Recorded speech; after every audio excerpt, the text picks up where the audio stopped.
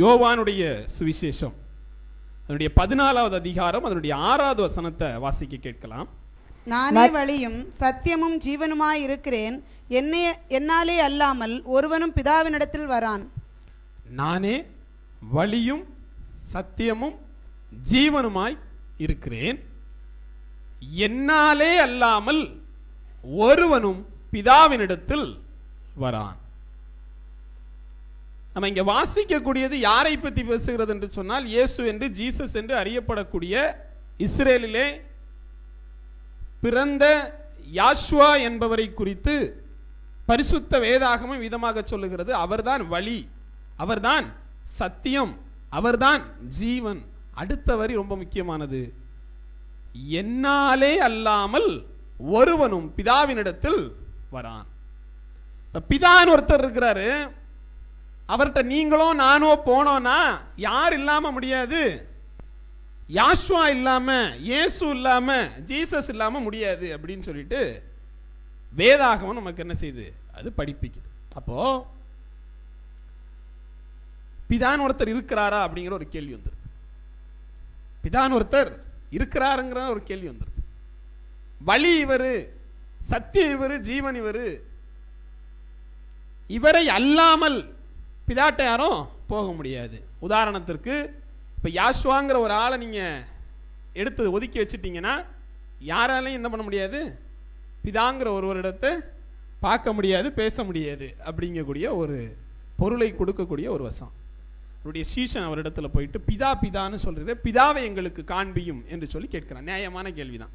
சும்மா சும்மா பிதான்னு சொல்றீரே, அந்த பிதாவை எங்களுக்கு காண்பியும் அப்படின்னு சொல்லும்போது அவர் சொன்ன பதில் ரொம்ப முக்கியமானது. இவ்வளவு காலம் நான் உங்களோடு இருந்தும் நீ என்னை அறியவில்லையா அப்படின்னு சொல்லி கேட்பார். இவ்வளவு நாள் நான் உன் கூட தான் இருக்கேன், உனக்கு என்ன தெரியலையா அப்படின்னு கேட்கறது தான் இல்லையா. என் பக்கத்துலேயே ஒரு ஆள் சுத்திக்கிட்டு இருந்தேன், இந்த கிபியோன்னு ஒருத்தன் உண்டு, அவன் எங்கன்னு தெரியலையப்பா அப்படிங்கும்போது நான் என்ன பதில் சொல்லுவேன், உன் பக்கத்தில் தான் இருக்கேன், உன் கூட தான் இருக்கேன், என்ன தெரியாதான்னு கேட்குற மாதிரி அவர் ரொம்ப எளிதில் கேட்குறாரு, பிதாவை எங்களுக்கு காண்பியும்னு நீ எப்படி என்கிட்ட வந்து கேட்குற, இவ்வளவு நாள் நான் உன் கூட இருந்தோம் நீ என்னை அறியவில்லையா அப்படிங்கக்கூடிய ஒரு கேள்வி எழுப்புறாரு. இப்போ பிதா அப்படிங்கக்கூடிய ஒருவரை பற்றி கொண்டிருக்கக்கூடிய ஒரு பெரும் கூட்டம் இங்கு இருக்கு. இஸ்ரேல் தேசத்தில் பார்த்தீங்கன்னா அவங்க யாரை ஆராதிக்கிறார்கள், யாவா என்கிற தேவனை ஆராதிக்கிறார்கள். இன்னைக்கு அந்த மொழியில் நடந்த மாற்றங்கள்னால அதை யாவேன்னு சொல்றவங்க உண்டு. இப்போ யாவா என்கிற தேவனை அவர்கள் ஆராதித்து வருகிறார்கள். இப்போ நீங்கள் வெறுமனே யாவா என்பவரை ஆராதிச்சா பரலோகம் போயிடலாமா, இல்லை கடவுளுடைய பிள்ளை ஆயிரலாமான்னு கேட்டால் இல்லை. அப்படின்னா யார் ஆயிருப்பா, சவுல் ஆயிருப்பார் இல்லையா. சவுல் என்ன பண்ணிட்டு இருந்தாரு, சவுல் நல்ல மனுஷனா, ஆமா நல்ல மனுஷன், ரொம்ப நல்ல மனுஷன். என்ன பண்ணாப்ல, அவர் கொண்ட கொள்கையில் உண்மையாக இருந்தார். தன்னுடைய இறைவனை தாண்டி வேற எந்த கடவுளை வழிபட்டாலும் அவர்களை கொண்டு குவித்து கொண்டிருந்தார். அதுல என்ன தப்பு இருந்துச்சு. இப்போ இந்த சவுல் பவுலாக மாற்றப்படக்கூடிய ஒரு நேரம் வந்துச்சு. சவுல் எப்ப பவுலாக மாற்றப்பட்டார், திடீர்னு ஒரு சத்தம் கேட்குது. அந்த சத்தம் எப்படி கேட்டுச்சு, நீ துன்பப்படுத்துகிற இயேசு நானே, நீ துன்பப்படுத்துகிற ஜீசஸ் நானே, நீ துன்பப்படுத்துகிற யாஷ்வா நானே. 3 மொழியில இப்படி பண்ணிட்டனால பேசுற வேண்டியதா இருக்கு. என்ன சொன்னார், எபிரேய மொழியில் பேசப்பட்டதுன்னு இருக்குது. அப்ப நீ துன்பப்படுத்துகிற யாஷ்வா நானே அப்படின்னு சொல்லிட்டு வானத்திலிருந்து ஒரு சத்தம் கேட்குது. அப்ப நீங்க ஒன்ன புரிஞ்சுக்கணும், பிதாவை வழிபடுவது என்பது யாஷ்வாவை துன்பப்படுத்துறதா எப்படி மாறுது. அவன் பிதாவை வழிபடுவது எப்படி யாஷ்வாவை துன்பப்படுத்துறதா மாறுது அப்படின்னா, நீங்கள் யாஷ்வாவை விட்டுட்டீங்கன்னா உங்களை பாவியாக தான் தேவன் கணக்கில் கொள்கிறார். அவ்வளவு நல்லதுதான் பண்ணியிருக்கான் இல்லையா. ஊழியம் பண்றானா இல்லையா, ஆமா ஊழியம் பண்ணான், தேவனுக்காக இறங்கி புறப்பட்டான், தனக்காக வாழல, கடவுளுக்காக தான் வாழ்றான். ஆனா கடவுள் கொடுக்கக்கூடிய சர்டிபிகேட் என்ன கொடுக்கிறாரு, நீ என்ன துன்பப்படுத்திட்டு இருக்கேன்னு கொடுக்கிறாரு. என்னை துன்பப்படுத்தி கொண்டிருக்கிறேன்னு கொடுக்கிறாருன்னா, இன்னைக்கு அநேகர் யாஷ்வாவை ஏற்றுக்கொள்ளாமல் இருக்கிறீர்கள் என்று சொன்னால், யாஷ்வாவை புறக்கணித்து ஒரு வாழ்க்கையை வாழ்கிறீர்கள் என்று சொன்னால் அதனுடைய உண்மையான முகம் என்ன, நீங்கள் தேவனை துன்பப்படுத்தி கொண்டிருக்கிறீர்கள். அதனாலதான் யாஷ்வா இல்லாம நீங்கள் பிதாவை மகிமைப்படுத்துவது என்பது உங்களுக்கு ஆசீர்வாதத்தை கொடுக்காது.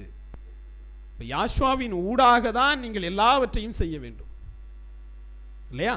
அப்ப இவரை நீங்க புறக்கணிக்க முடியாத ஒருவர். உண்மையிலேயே 3 கடவுள் இருக்காங்க போல அப்படின்னு ஆயிருது இல்லையா. 3 கடவுளா? வேதம் சொல்கிறது ஒரே ஒரு கடவுள். அந்த கடவுள் மாம்சத்திலே வெளிப்பட்டார் என்பது தெளிவாகிறது. இந்த மாம்சத்தில் வெளிப்பட்டவரை நீங்கள் ஏற்றுக்கொள்ளாமல் இருக்கிற வரைக்கும் நீங்கள் கடவுளை துன்பப்படுத்தி கொண்டே இருக்கிறீங்க. ஒரு பாகத்தை மட்டும் ஏற்றுக்கிற மாதிரி, தேவனுடைய ஒரு பாகத்தை மட்டும் நான் ஏற்றுப்பேன், அவர் எங்க இருப்பாரு, அவர் பரலோகத்தில் இருப்பாருங்கிறத ஏற்றுப்பேன், அவர் பூமியில் வந்ததை ஏற்க மாட்டேன் நீங்க சொல்றீங்கன்னா நீங்கள் திருப்பி திருப்பி யாரை துன்பப்படுத்துறீங்க? தேவனை துன்பப்படுத்தி கொண்டே இருக்கிறீங்க. அதனாலதான் சவுலை பவுலாக மாற்றி ஊழியம் பண்ண சொன்னதுக்கு அப்புறமா தான் பவுலை என்ன பண்ணாரு? அவர் தன்னுடைய சீஷனாக மாற்றிக்கொண்டார். அல்லேலூயா. இன்னைக்கு இங்கு வந்திருக்கக்கூடிய பிள்ளைகளிடத்திலும் இறைவன் விரும்பக்கூடிய ஒரு காரியம் இருக்கிறது என்று சொன்னால், நீங்கள் வழியை முதலில் தெரிந்து கொள்ள வேண்டும். எங்க போறதுக்கு? தேவ சமூகத்துல போறதுக்கு இல்லையா? தேவ சமூகத்துக்கு போனோம் அப்படின்னா முதல்ல வழியை தெரிஞ்சுக்கணும். எப்படி போனா பரலோக ராஜ்யத்திற்கு போகலாம், எப்படி போனா இறைவனுடைய அருகாமையில போகலாம் அப்படிங்கிறத நம்ம தெரிஞ்சுக்கணும்.